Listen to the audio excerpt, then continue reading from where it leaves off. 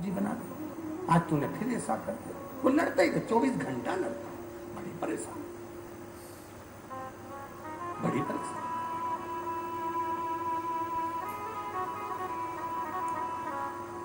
अब विचार करे, शिव पुराण कहती है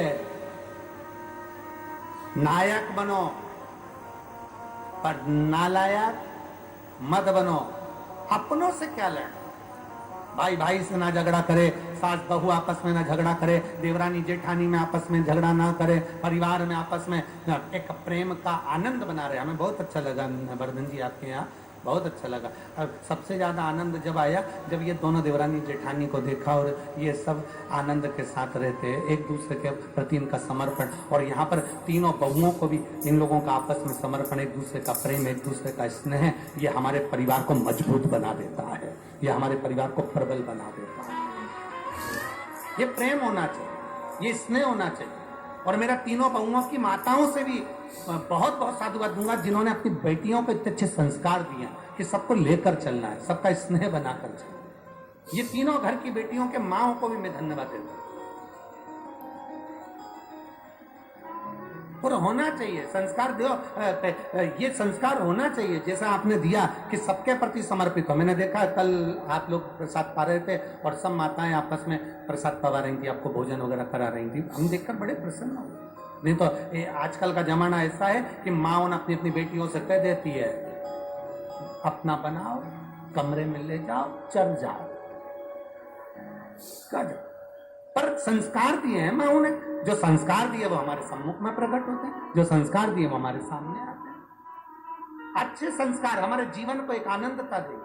और फिर निवेदन है, कितने भी हमने यहाँ देखा, इस घर में वर्धन जी आपके घर में, यादव परिवार में, मुकुल जी आपके घर में, हर्ष जी आपके घर में, लक्ष्य जी आपके घर में, हमने देखा कि माताएं स्वयं 4 नौकर हो, 25 नौकर हो, तुम्हारे घर में 50 नौकर लगे हों, और घर की स्त्री को अपने हाथ से या तो भोजन बनाना चाहिए, भोजन नहीं बना सकते तो अपने हाथ से भोजन परोसना चाहिए। पति को, ससुर को, माता पिता को, देवर जेठ को, परिवार में बच्चों को अपने हाथ से। क्यों? क्योंकि एक मनुष्य के अंदर 5 जगह से इंद्रियां तेज प्रकट होता है, 5 स्थान से तेज प्रकट होता है। वात्सल्यता प्रकट होती है, करुणता प्रकट होती है, बुद्धि विवेकता प्रकट होती है। पहला नेत्र से, नेत्र से भी तेज प्रकट होता है, नासिका के श्वास से तेज प्रकट होता है, वाणी से तेज प्रकट होता है, जिह्वा से। 3 स्थान ये बताए, चौथा स्थान बताया हमारा थंब, अंगूठे से भी तेज प्रकट होता है। इसलिए ब्राह्मण तिलक करने के बाद अंगूठे से तिलक खींच देता, मेरी बहन बेटियां अंगूठे से तिलक खींच देती है, तेज प्रकट होता है। और 5वें नंबर है हाथ की हथेलियां, इससे भी तेज प्रकट होता है। ये मनुष्य के शरीर में 5 स्थान ऐसे दिए हैं जिसमें तेज है। इसलिए जब भी आप आधार कार्ड वगैरह बनवाते हो या जो भी कुछ बनवाते हो, गवर्नमेंट का अधिकाधिक चीजें बनवाते हो, प्रमाण पत्र, उसमें ये सब चीज काम आती है। तुम्हारी आंखों में ऐसा दूरबीन लगा के, और वो आंखों में कह देता आंख अच्छे से फाड़ो, अच्छी तेज करो, तो वो आंखें तेज करना पड़ती है जब उसका फोटो खिंचा।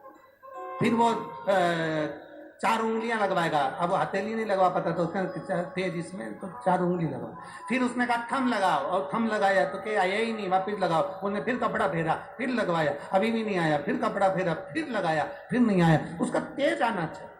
नासिका छिद्र हो, जिह्वा हो, वाणी हो, ये सब हमको तेज प्रदान करती है। इसलिए घर की माताएं, घर की स्त्री, घर की नारी अगर अपने बच्चों को विद्वान बनाना है, अपने बच्चों को प्रबल बनाना है, एक स्त्री का तेज पुंज उसके हाथ की हथेली से होता है, उसकी नेत्र से होता है, उसकी वाणी से होता है। अपने बच्चों को अगर आपको प्रबल बनाना है तो घर में या तो भोजन बनाओ, अगर नहीं बना सकती हो तो अपने हाथों से भोजन परोसो, जिससे अपने हाथ का तेज अपने पति के पास में, अपने बच्चों के पास में, अपने परिवार में आए। और आपके हाथ का तेज जब जाएगा तो परिवार में प्रेम बढ़ता चले जाएगा, और उस प्रेम को बनाना है। नौकरानी अगर परसेगी तो नौकरानी का तेज पहुंच जाएगा, स्वयं परसे। अपने बच्चों को अगर कोई दाई लगी है, कोई सेविका लगी है, बच्चों को पाल रही, पोस रही, सब कुछ काम वो बच्चों का करे, कपड़े भी बच्चों के बदले। पर जब भोजन कराने का समय आया, दूध पिलाने का समय आया, बोतल भरने का समय आया, बच्चों की बोतल देने का समय आया, तो कह दो बेटा तू दूध निकाल के रख दे, मैं बोतल में भर दूंगी। और अगर बोतल भर भी दी है तो बच्चे के हाथ में पकड़ाने का काम मैं करूंगी। मैं दे रही हूं